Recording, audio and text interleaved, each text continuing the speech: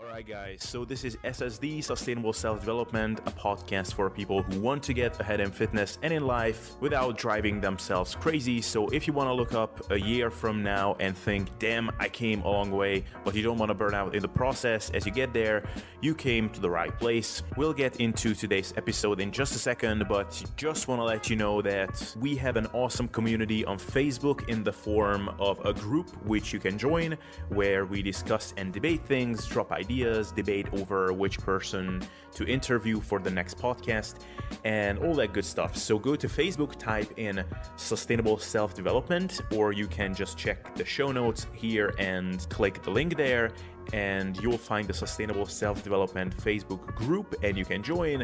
Also, not sure where you're listening to this right now, but this podcast is available on a variety of platforms: iTunes, SoundCloud, Podbeam, and YouTube. You can find it on all of these platforms if you just type in Sustainable Self-Development, because luckily nobody is weird enough to name themselves in such a way except me. So look me up on these places and follow the show by subscribing so that you don't miss future episodes. And with that, let's get into the show. All right, everybody, thank you for tuning in. And in this episode, I'm talking with Szoták Andrei. You have seen his name on my podcast being featured already because I was on his podcast, the Muscle Engineer podcast, and we did a really cool episode on ad libitum dieting and so-called intuitive eating, which from now on is actually being called autoregulatory eating. But anyway, I was on his podcast. We did a real cool talk, and I posted that episode on my channel. And in this case, he will be on my channel, and we are going to talk about everything related to progressive overload. What are better and worse ways to overload your training? Should you add in sets? Should you work up to your so-called maximum recoverable volume, or should you just add weight every week? So all that good stuff, and we will see how that goes. So Andrei, thank you so much for being on. Thanks for having me. I'm really excited to be here.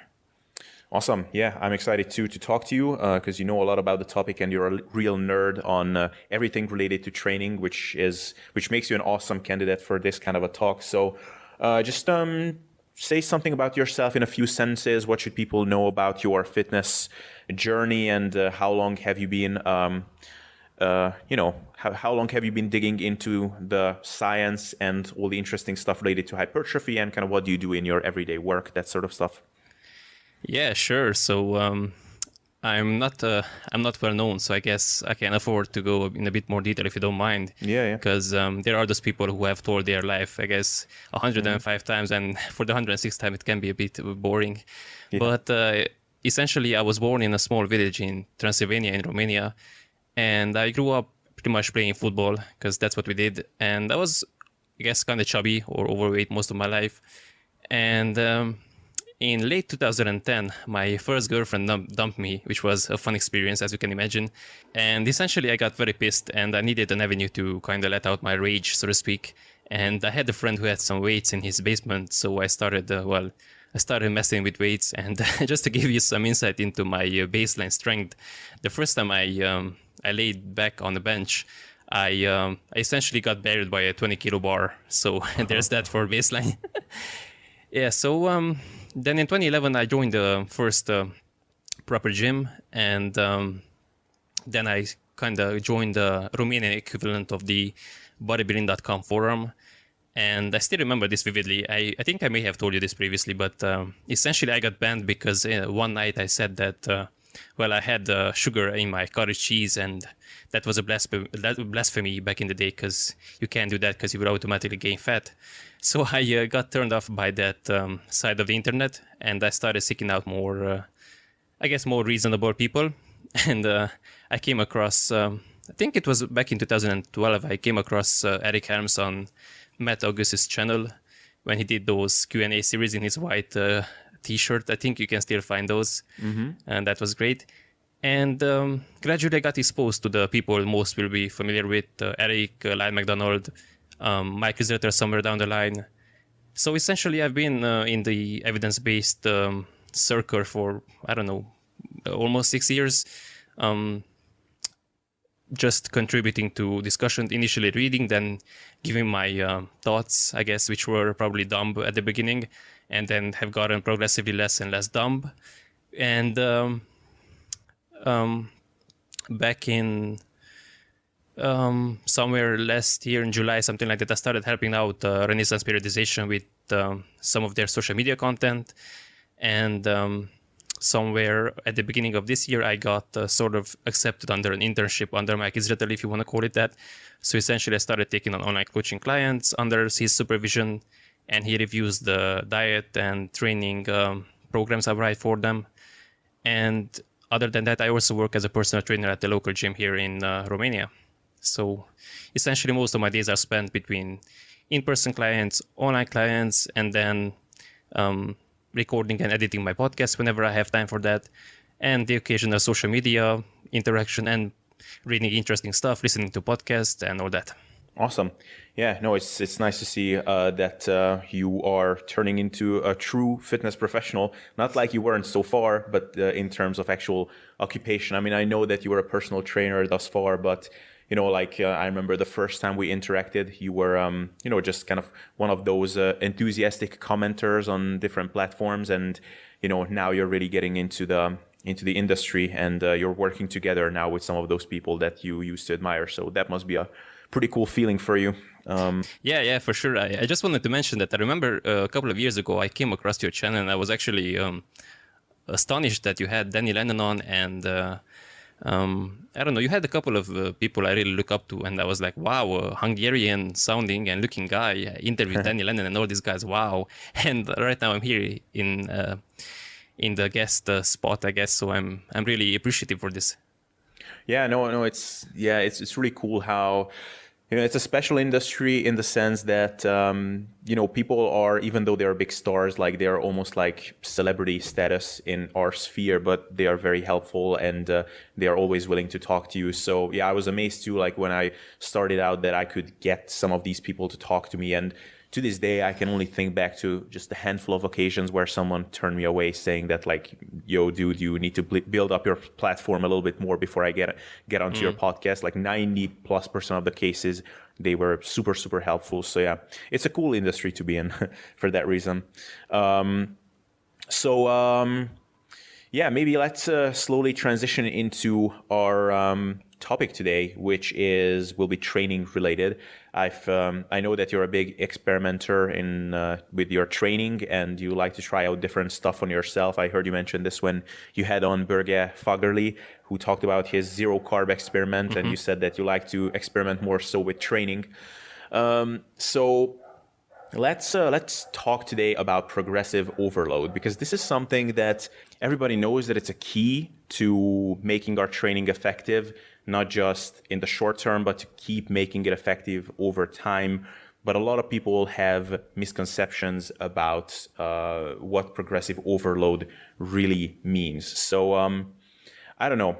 Do you want to give, like, if someone's coming up to you and asks you these days, what does progressive overload mean? How would you describe that concept to them? Yeah, so fundamentally, I am a bit of a pragmatist, if I might call it that. So I'm not that smart, and I try to follow people who are smarter than me, but I don't like to say that I do my research, because I definitely don't do my research in my apartment. But I try to look at people who are smarter than me and who like or can use sciencey smart terms, but I'm not that cool. So for me, progressive overload or applying progressive overload for a given muscle is just increasing the demand of that particular muscle over time. So if you just go back to that definition, then we can automatically circumvent a couple of issues that people seem to have in practice. And I don't know if you want to get into that right away, or... I guess we can jump right in, and we can circle back later if we have to. Yeah, okay. So my biggest issue with how people sort of apply progressive overload in practice is that they somehow forget that, like I said, the goal is to challenge the muscle more and more over time, or to expose it to an over-increasing demand over time. So they seem to conflate that with just loading more weight on the bar or on the leg press, because that seems to be one of the favorite tools for people to to use. And it kind of turns into this progressive weight overload, or progressive ego overload, or progressively degraded execution overload. So, if you want to rate your execution on a imaginary 1 to 10 scale, let's say someone uses 10 kilos, for example's sake, and their execution is at 6 or a 7, then they might go up to 12 and a half, and the execution might go down to 4 or 3. So this is what most commonly is practiced by most people at most gyms. And I'm talking about regular gym goers here, that they kind of forget what the goal is, and by increasing the weight that they are using, they're actually decreasing the demand that the musculature is placed under. So the target muscle, even though you are using a quote-unquote, or even though you have applied the quote-unquote progressive overload, the muscle is actually doing less work. So I guess that's where the whole fundamental misconception is. That's where the baseline has to be set. It doesn't matter what weight you're using. What's matter is, some smart people have said it before me, it doesn't matter the load, or doesn't matter what loads you're using. It matters how well that load is directed. So you can use a weight that's 20% lighter, and the particular muscle can be worked more efficiently or more effectively. Yeah, and I guess maybe we can jump into, because it's just a practical way to illustrate this, but a lot of people seem to confuse progressive overload with, and I heard Eric Helms talk about this, so I'm kind of quoting him, but I think it's a really good way to illustrate this, is that a lot of people confuse progressive overload with a progression scheme. So, putting weight on the bar, and I used to be of this confusion a lot as well.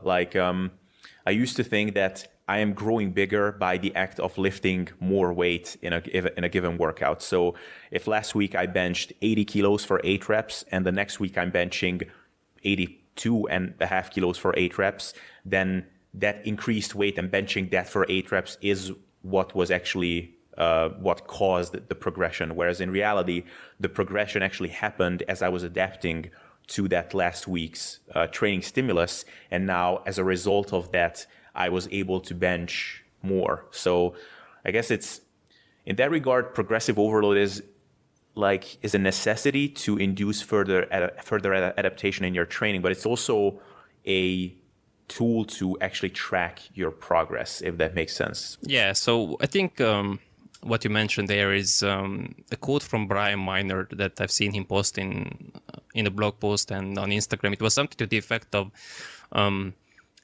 lifting more weight is a byproduct of past performance, but isn't necessary for improved performance, something like that. So the gist of it was that what you said previously, that what you did in the past allowed you to lift more weight, but isn't, or getting bigger, lifting more weight isn't a requirement to get bigger, something like that. So, and in essence, yeah, sure. So to go back to the practical side, my biggest issue is when someone increases their load. Like I said, in an ideal world, in an ideal situation, if you kept everything constant and you indeed increased your bench weight, whatever, to 82.5 kilos from 80, then yes, that should have been or should be a more effective or a bigger stimulus for that particular musculature. And given that you can actually recover from it and you sleep and you have the nutrition and all that, then yes, that should elicit a hypertrophic stimulus for that particular muscle. But like I said, in practice, there are some issues with this. People can just simply arch more. So they can arch their lower back more, or they can lift their butt up the bench. So essentially they meet the bar higher, or they can not bring the bar to the previous point that it was a week ago.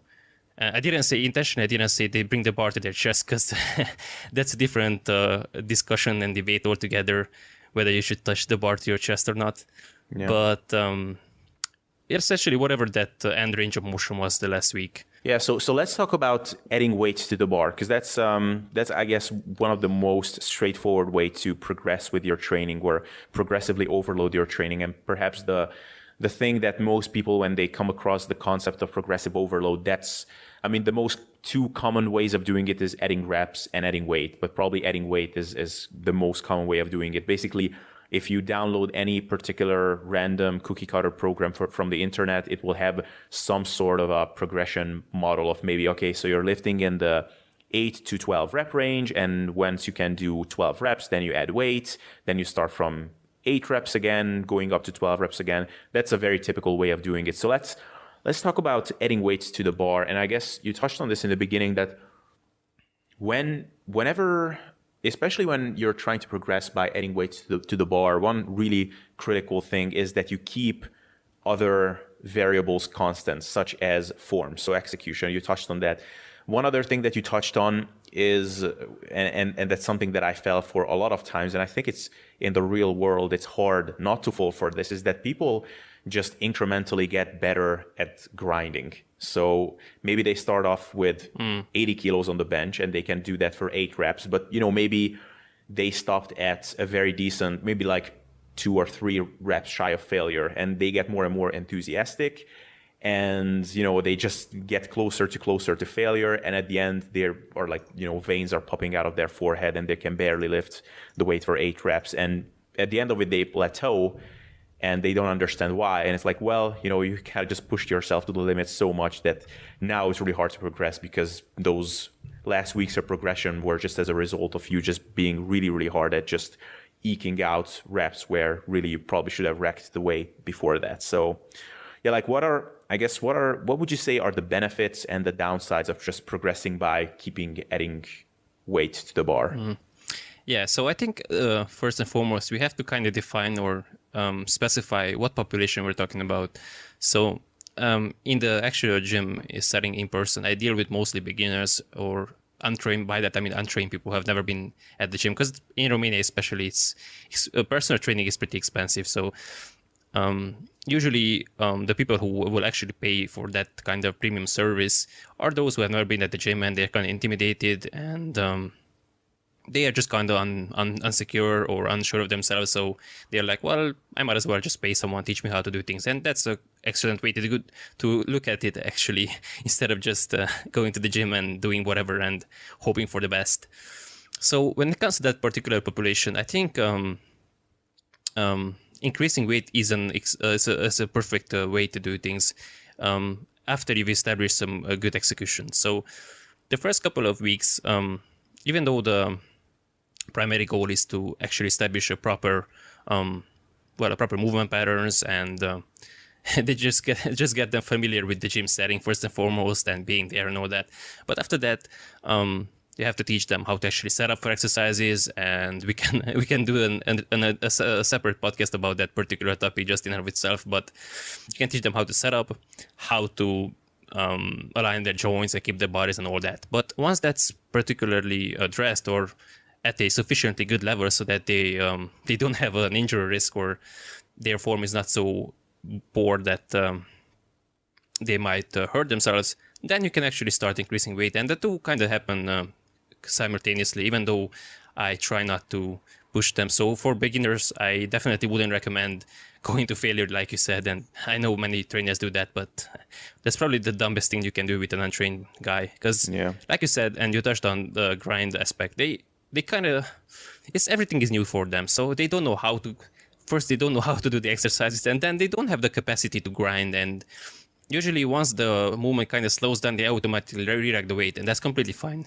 I usually leave up to them. I just tell them, look, whenever you feel like you're getting tired and the weight is starting to feel heavy or challenging, just stop the set. And that's perfectly fine with that particular population, because they really don't need more than that. Because when you're so new to this, essentially any well-directed stimulus will get you results.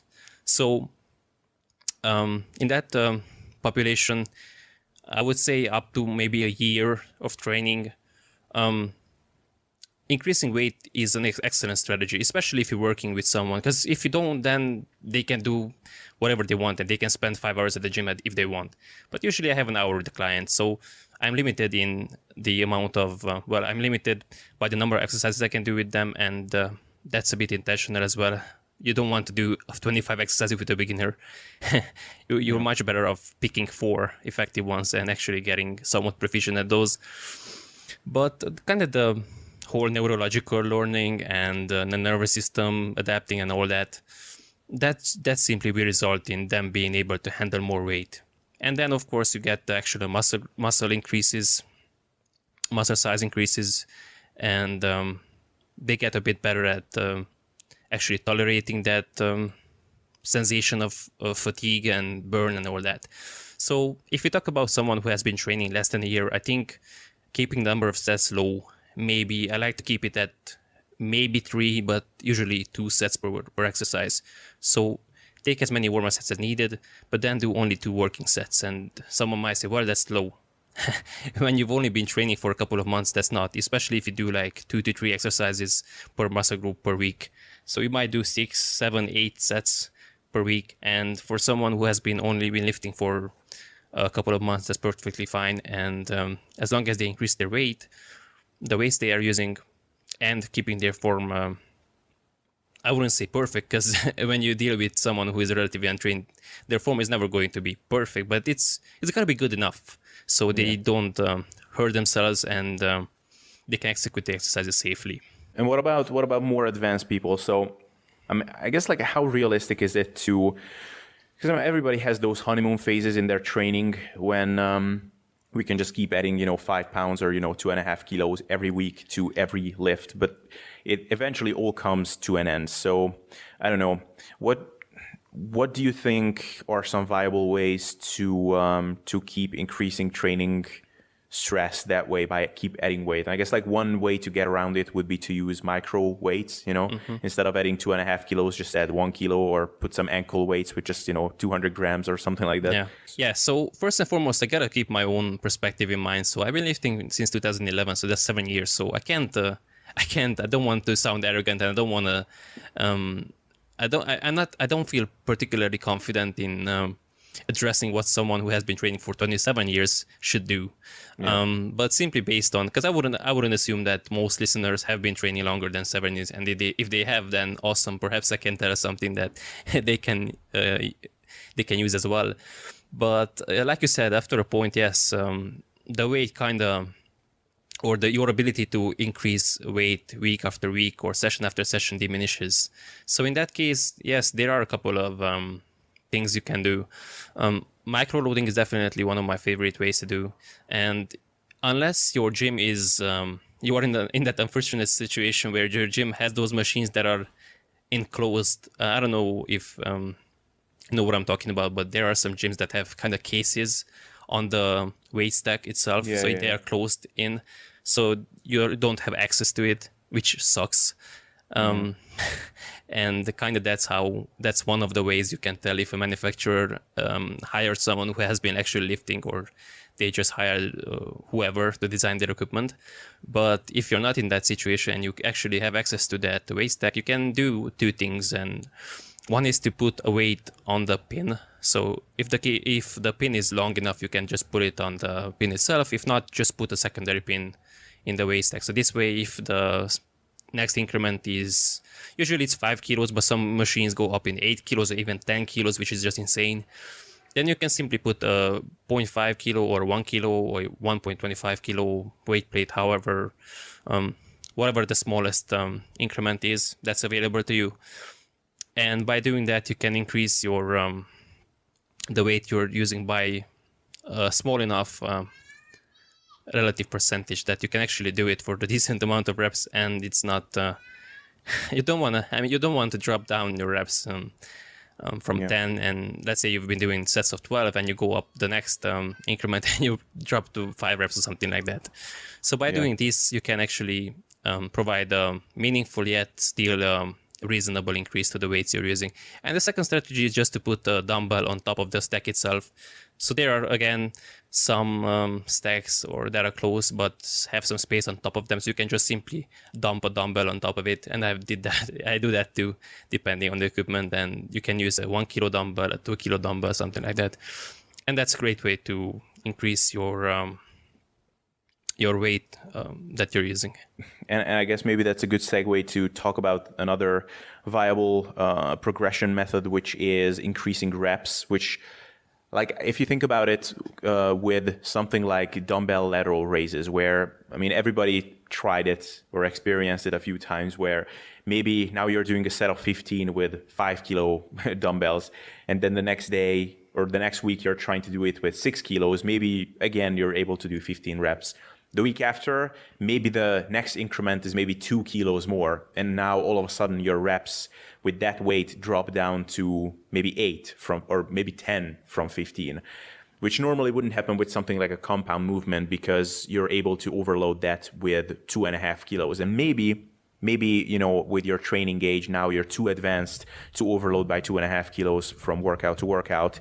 So your reps will be dropping by, maybe 1 or 2 on something like a bench press. But if you're doing something like a lateral raise, because 2 kilos is such an enormous relative increase, from 6 kilos to 8 kilos, now your reps are going to be dropping by 5.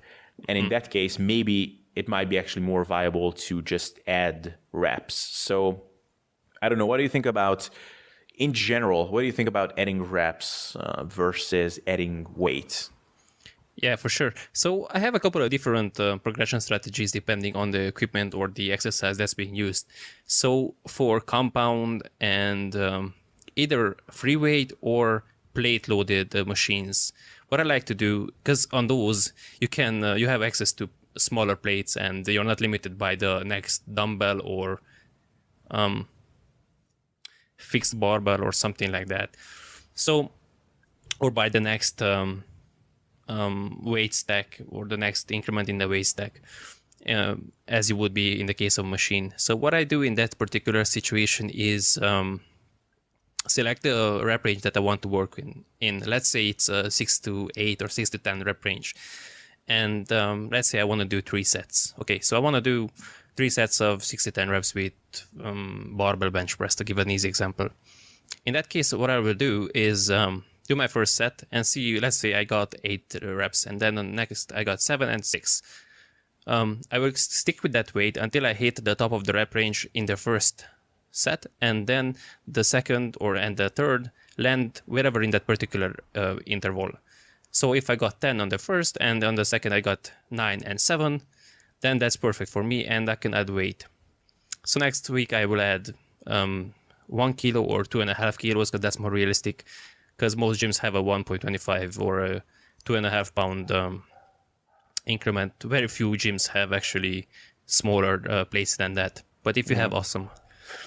And I add the weight and then start again, and I might drop my reps to 8, 7 and 6 or something like that, and repeat. That's in the case of a plate-loaded machine, or in the case of a barbell or a leg press or something like that. So essentially anything that uses plates. If you talk about a machine that's that has a weight stack or dumbbells or something like that, then I won't increase weight as soon as I hit the top end of my rep range on the first set. But what I will do instead is wait until I hit the top of the rep range with all of my sets. So instead of doing, let's say I use your example of lateral raises and I use the 5 kilo dumbbells and I want to hit 3 sets of 12. And if I hit 12, 11 and 9, I won't go up to the 7.5 kilo dumbbells or the 6 kilos, whatever that's available. I will wait until I can hit all 3 sets of 12. So by that point, I should be able to go up to the 6 kilos and do at least 3 sets of 8 or something like that, and start again over.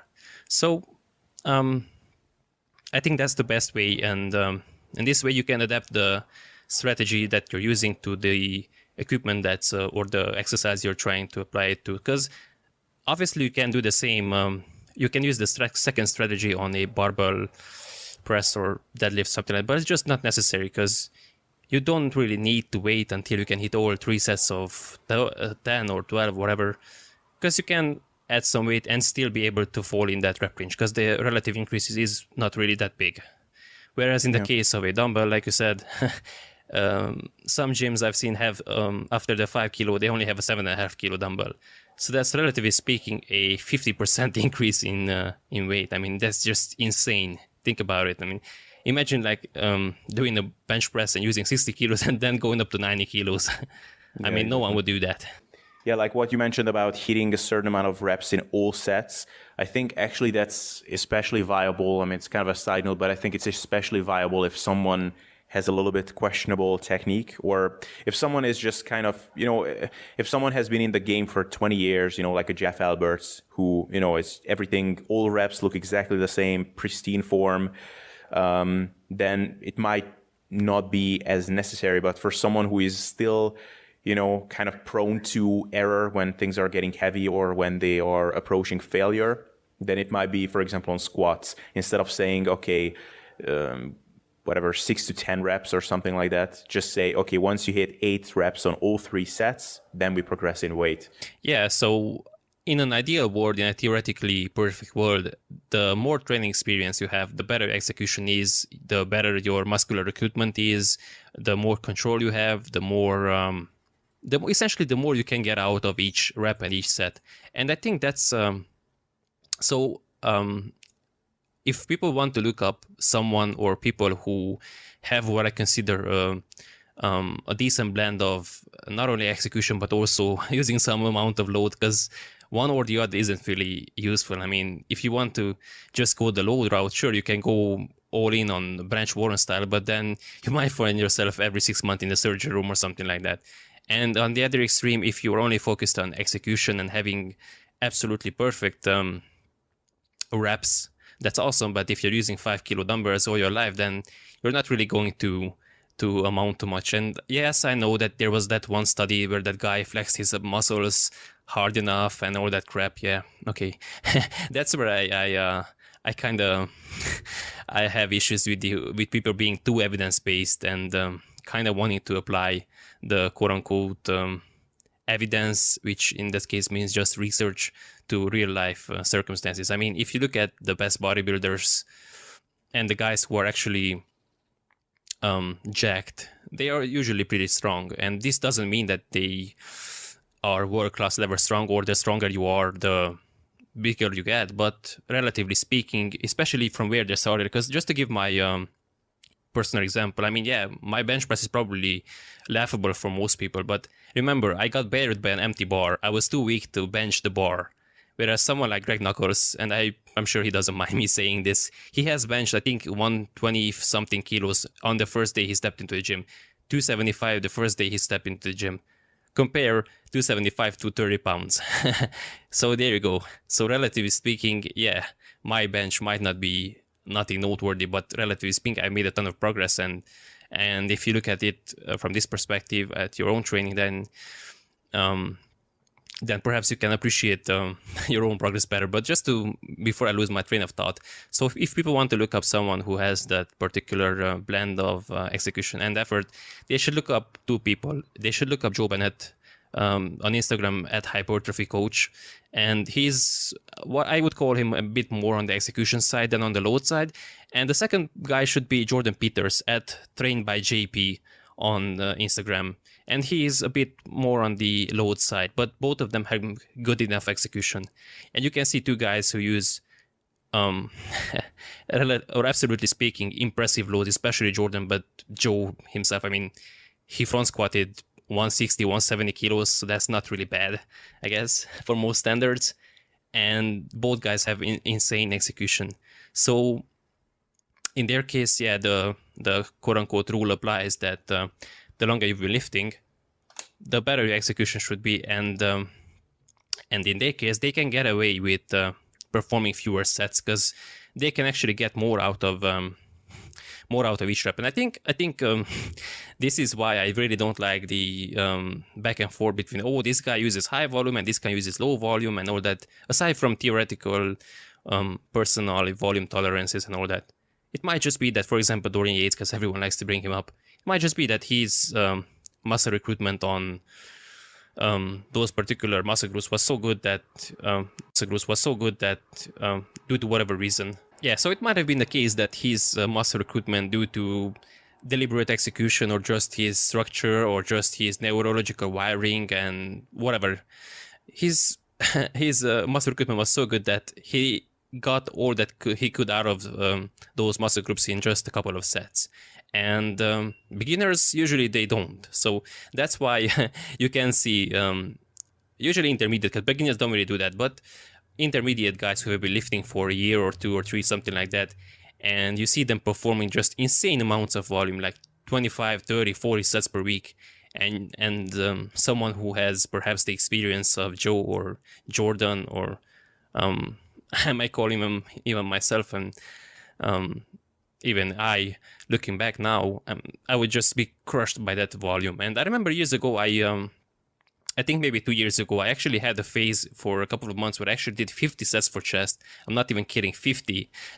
I remember I did like 15 sets 3 times per week, and one of them was like 20. So, and my chest was, well, it was worse than it is now. And right now I do, I think 7 sets on average, 7, 8 sets in one workout, and maybe 6 to 7 in the other. So that's still 15. And who knows, maybe 5 years from now, if we talk again, I might tell you that my recruitment and my execution got even better. So right now I can get the work done with 8 sets per week instead of 10 or 15. Who knows? But yeah, just to go back, I think I went on a tangent there for a bit. So for someone who is in that intermediate phase, yes, they probably would benefit from staying at that weight for longer. But also, even if someone is advanced and they have good execution and they know how to lift, essentially, they still, just due to the fact that they can make progress slower, it might just be a good strategy for them to repeat that same workout. Even if, let's say you did, and I do that for myself too. Let's say I went up from 50 kilos to 52.5. Yes, I was on paper, I was in that particular rep range that I wanted, but I know in my head that that execution wasn't that good, wasn't as good as I wanted it to be, or as good as it could have been. So I just might note in my logbook that repeat this again next week, and I might stick with the weight for 2 or 3 weeks. And on paper, you might look at it and go, wait a minute, you haven't been making any progress for the past 3 weeks. I mean, you've been lifting the same weight for the same reps for the same sets. And that's true, but what's happening internally, the challenge on that muscle is becoming progressively more or greater and greater, and I think that's what makes the difference. Because, for example, if I have an online client and I only see their spreadsheet or their workout log, and I see them that they've did X numbers of weights for X number of reps, I might just think in my head, awesome, we can increase the load. And then I see the recordings, I'm like, holy freaking shit. Okay, we're dropping back down the weight. And that has happened more times than I can remember, because just a number on paper doesn't really tell you much about what's happening internally. So go back to what you originally asked. Yes, I think repeating the workouts and trying to improve the quality of that work is probably one of the most underappreciated ways to induce progressive overload. If you go back to what I quote unquote defined it to be. I do that frequently, actually. Like, I just stay at a certain weight, like on the machine seated leg curls. Actually, I think I stayed at, I know actually the increment, it's 65, whatever its unit is, kilos or pounds or whatever. I just see a 65 there. And I stayed there for like 3 weeks because I can just tell, like, there's no way, like, if I'm going to up the weight to 70, the form is going to look ugly. I'll just feel it in everywhere, all kinds of weird places other than my hamstrings. So I'm just going to stay there until I feel like I'm just able to complete this amount of reps with less straining, with just more ease, with better form, better execution. And once I feel like I'm quote unquote ready, then I'm going to up the weight. So yeah. And another thing I wanted to ask your opinion on, because this is something I'm always kind of on the fence with. So what do you think about down sets? So, dropping the weight in between sets and adding in more, so maybe you're, like, I guess it's kind of a drop sets with rest in between, or reverse pyramid training is how a lot of people like to program it for themselves. What do you think about that? Yeah, so there are a couple of ways I have seen this implemented. One is to just have separate rep ranges. And I know, for example, because I'm subscribed to Joe's website, he has a members website, and it's like $10 a month, so it's definitely well worth it. And well, you're welcome, Joe. I expect the check in the mail. Just kidding. But from what I've seen, he likes to do this. He might have a top set, and I have a couple of buddies who do the same. They might have a top set in the 5 to 8 rep range, something like that. And this is the failure. And then they drop down the weight by 10% or something like that. And then they have the second set in the 8 to 12 rep range, or 10 to 15 rep range, something like that. And that's one way to do it. I myself don't really practice that in a given session. That's just personal preference. I don't think there's a better or worse way to do it. I do something similar, but I do it in a DUP fashion, if I want to to use a smart sounding term. So I might have a 5 to 8 rep range on Monday and then have the 8 to 12 rep range on Thursday. And again, I don't think one is better than the other or one is inherently superior and inferior. Just I think it's just preference. But the other way to do downsets, and this is what I actually use, is to have a particular rep range, and then if you feel like you cannot remain in that rep range with the desired reps in reserve target, that's of course if you want to use that, and we can actually have a separate discussion whether training to failure and all that and whether it should be applied or not. But let's say I want to remain in the 8 to 12 rep range, and first set with whatever X kilos, I only got 8 reps. I know that if I'm going to if I'm going to stick with the same weight for the next set, I'm going to get out. Essentially, I'm going to fall below that 8 to 12 rep range. So what I'm going to do is drop it down to the smallest increment, or reduce the plates on the bar or the whatever machine by the smallest increment possible. And in this way, I can actually remain in that rep range. And again, I don't think one is necessarily better than the other or one is worse. Essentially, you're just it accomplishes the same thing. At the end of the day, it allows you to do sufficiently high enough or sufficiently challenging work for sufficiently long enough time. Cool. Yeah, I think we exhausted this one pretty well. And let's talk about something which is something that I've been thinking about a lot lately, which is adding sets over time. And, I guess Mike Israetel made this kind of pretty famous now in the trenches, which is the, working up to your MRV, your maximum recoverable volume. So maybe in a progression scheme like that, you would start out with what you deem to be the least amount of work that you can progress on, and then gradually work up to the most that you can tolerate. And,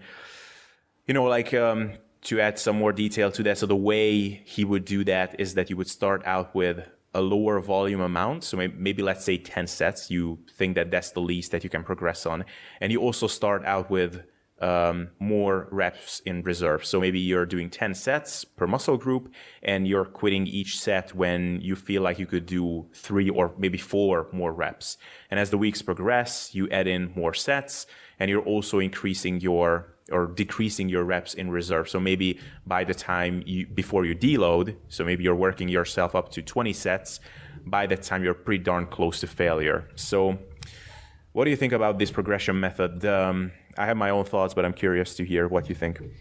Yeah, so I have a lot of thoughts on this, mainly because I had the privilege and honor and to review Mike's original draft of the MRV Volume Landmarks book.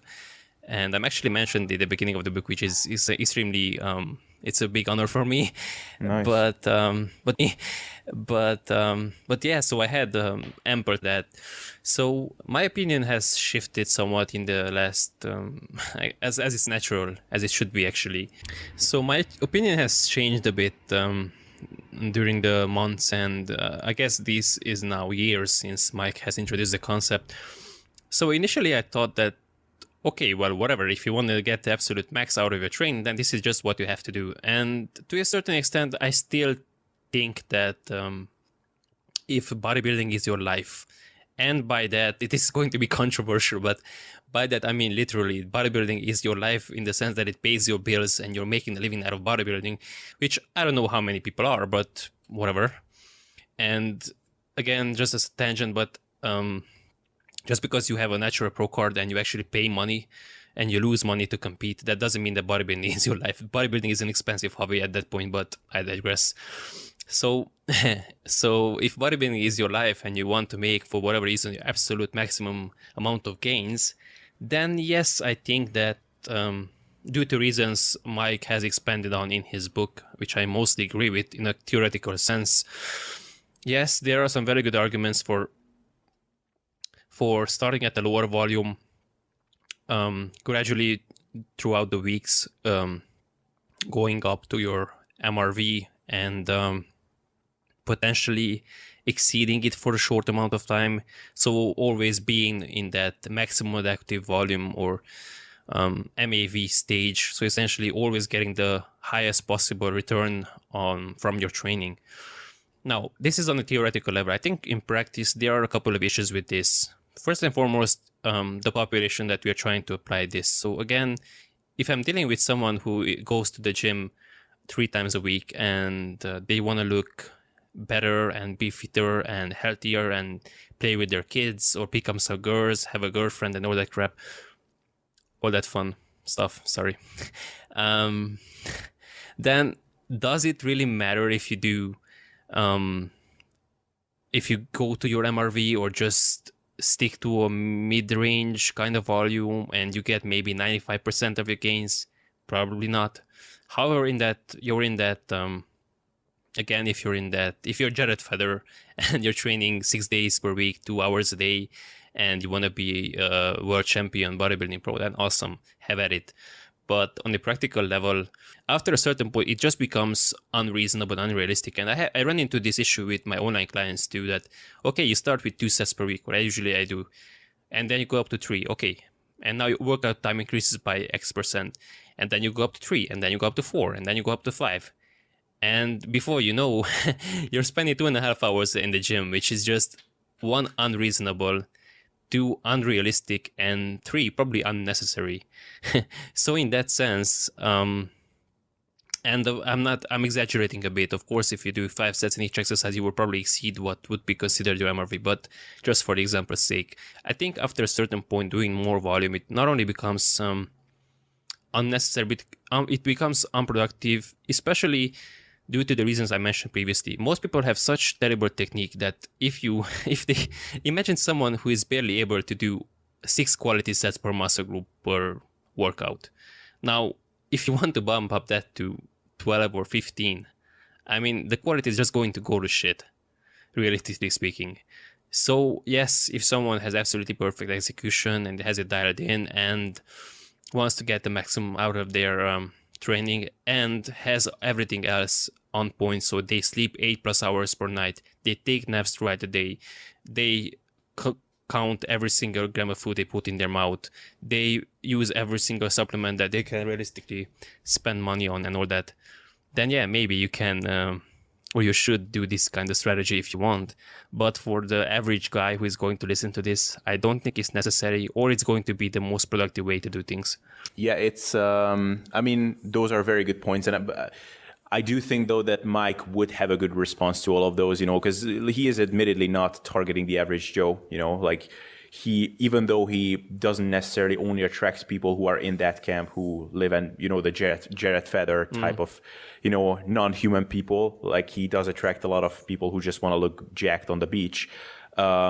He's still kind of very much emphasizing very often that he is talking about how to get the absolute best results. But even then, I have some theoretical problems, which I would actually be super curious to hear his response to. But the whole premise of building up from a lower set number and working up to your MRV, for me, the theoretical issue with this is that, for one, it assumes, like, one thing he always says is that, okay, let's say that your maximum adaptive volume is 15 sets. So, and then he asks the question, why can't you just do 15 sets week in, week out? It's, well, because if you do 15 sets one week, the next week or the week after, 15 sets is no longer your maximal adaptive volume. I am just a little bit hard pressed to believe, or I have issues with the idea that your volume tolerance or what volumes you're responding best to changes that quickly. Like if 15 sets is a great amount of work for you one week, then the next week it's already too little. I think the body doesn't adapt to volume that quickly. That's one issue. But the other issue is kind of that, so let's say you have a 4-to-1 work to deload kind of paradigm, and you're starting off with 10 sets and each set is 4 reps away from failure. Like, to me, that's more of that would be an amount of stimulus that for a lot of people is more like a deload.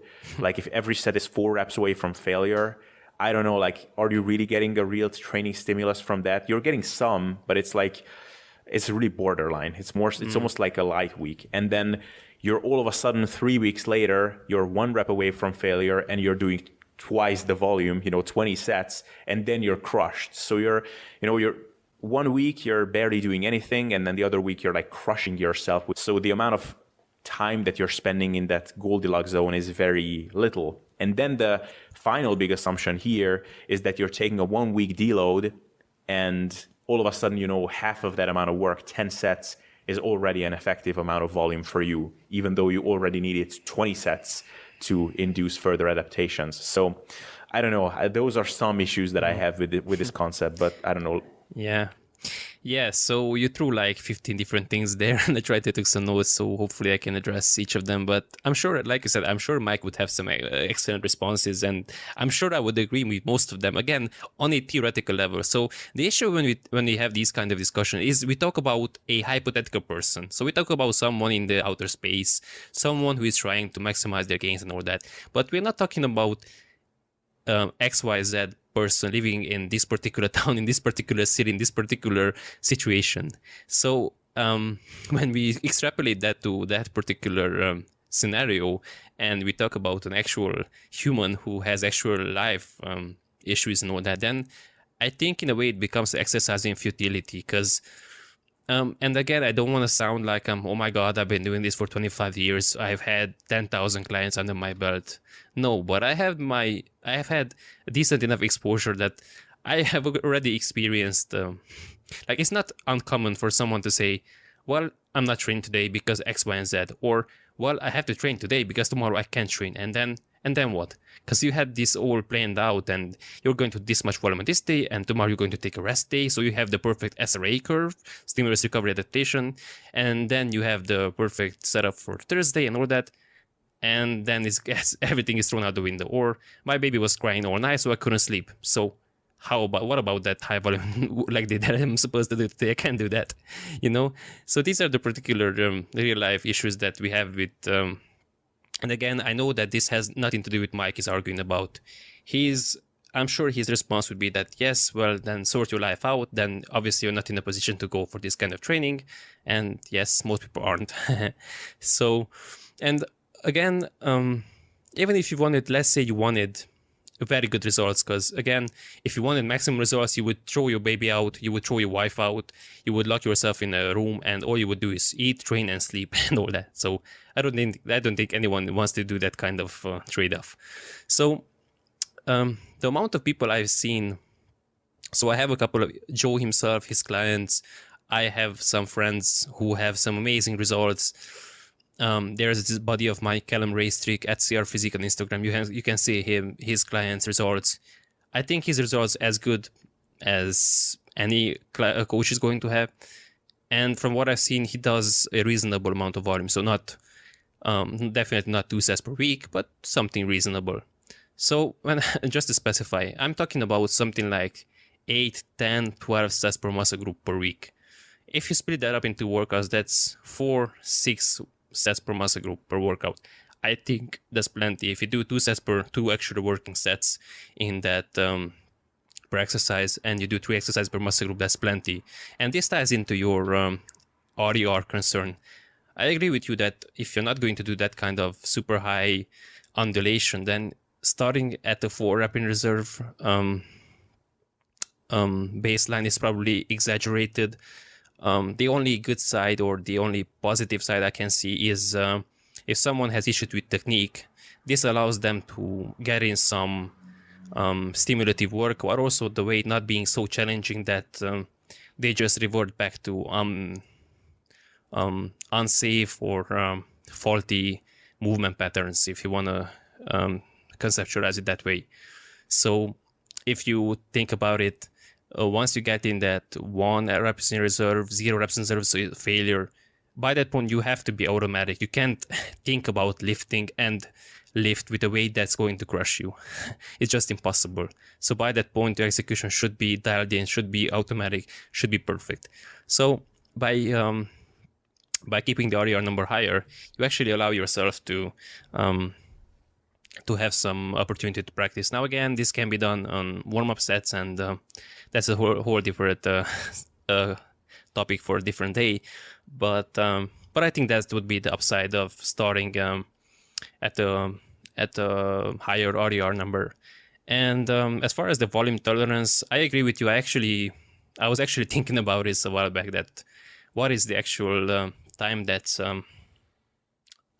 is needed, I guess, to pass for that particular volume to not be as effective anymore. And again, if you look at the number of people who do only 2 working sets per exercise, and their only progressive overload, if you want to call it that, is increasing weight or reps, and they still make great progress. So I think, again, most people would be much more, they would benefit much more from looking at the quality first and not just mindlessly trying to do these ginormous amount of sets. So before picking up Mike's books and trying to perfectly match their MAV or their set numbers to their MAV and all that, actually reviewed their execution and actually tried to get as much out of one set as possible before moving on to that particular line of thinking. Yeah, I think that's very well said. So, yeah, man, I think we covered a good amount of ground. I mean, we could talk about some other stuff, such as increasing density, reducing tempo during your training. But maybe at this time we could wrap it up because we want to make it to the football game that is starting soon. So I don't know, maybe we can do a separate episode on some of those other things, or what do you think?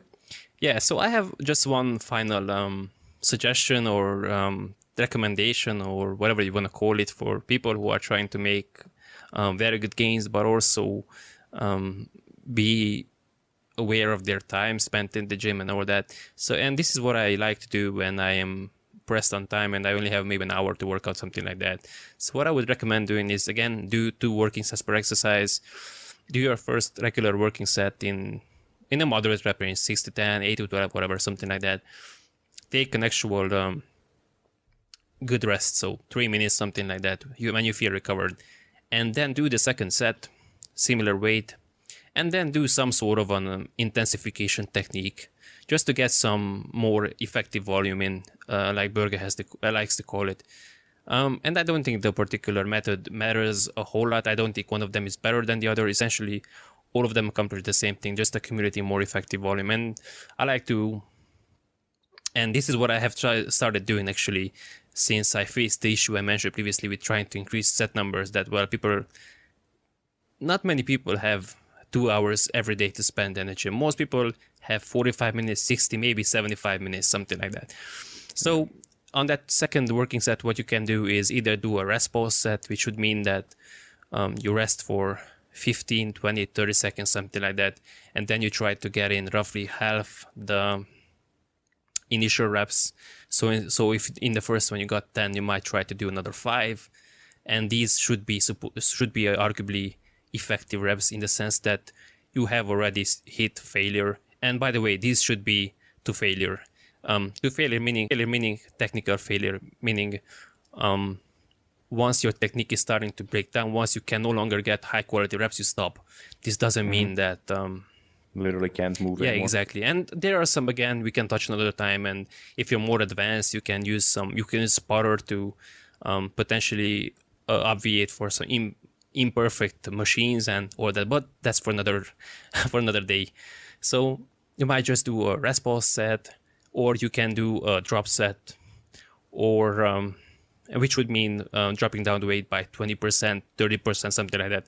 Again, with the goal of getting in more effective reps, usually somewhere between half and three quarters of the original rep scheme. Awesome. And if you do that for a muscle group, and you do that on maybe 2, maybe 3 exercises, that's like 6 working sets per workout. You repeat that again, you get 12 sets. I think if your execution is good and you actually know how to lift, you get as much out of that setup as you can realistically. And if you're a regular guy and a regular gym goer, it doesn't really matter that you could have spent another hour and you could have gotten another 5%, because it really doesn't really matter to you. So that's just a take-home message for people who perhaps just are trying to, maybe they are thinking, okay, great, but what the hell am I supposed to do with all this information? How can I apply this for my own training? That's just my own practical recommendation. That was great because, many times you listen to an hour-long podcast and at the end, people are just talking about a whole bunch of things, what not to do. This thing is not optimal. You could do better with something else. And at the end of it, you're like, okay, so what the hell do I actually do? So that was great that you gave some actual practical tips. So Andrei, thank you so much for doing this, and hopefully we will be able to hop on some other calls like this and talk about some similar stuff, because I think it can be greatly informative for people. So just let people know where they can find more about your stuff. Yeah, so thanks for the opportunity, and thanks for allowing me a platform to ramble on these topics, because usually I just think about this in my own head, and it's great to have someone to share it with. So if you like this kind of content and you like listening to podcasts, I would recommend checking out my own podcast, where Abel has been a guest on previously, the Muscle Engineer podcast. If you want to get in contact with me, you can find me on social media, on Facebook. I have a business profile, facebook.com/SotákTME or Szoták Andrei, the Muscle Engineer. You can get in contact with me on my personal profile. That's Szoták Andrei. I guess that's a bit hard for most people to spell. But if you just search for my first name, then you should be able to find me. And the social media account where I'm probably most active on is Instagram. That's just instagram.com/SotákTME. And there you can find almost daily content. And I also post on my stories daily, 5, 6, 7 times per day, something like that. I post podcasts I listen to, funny stuff I find, the occasional Dragon Ball content if you're into that. I post some research if I see it, something interesting. So essentially just more stuff related to what we discussed here. And if you liked my approach and you would like to work with me, like I said, I also work with clients online. And if you get in contact with me, I can let you know if I have available spots or not. Cool, man. Thank you, sir. It was a pleasure talking to you. Same here, man. And I really look forward to repeating this again in the future. Alright guys, I hope you enjoyed this episode. If you did, please leave a comment and subscribe if you watch this on YouTube. If you listen to this on iTunes, please leave a rating to help this stuff grow. SoundCloud and Podbeam, you can just follow me to be notified on future episodes. And to be a contributing member of this podcast, join the Sustainable Self-Development Facebook group, where you can drop ideas about future podcasts. I very often ask my listeners for tips and advice on who to get on next. So if you're interested in getting into discussions like that, be sure to join the Facebook group. And if you don't want to go through the searching process, just click one of those links in the show notes/video description. It is all there. All right, thanks for hanging around up until now, and see you next time.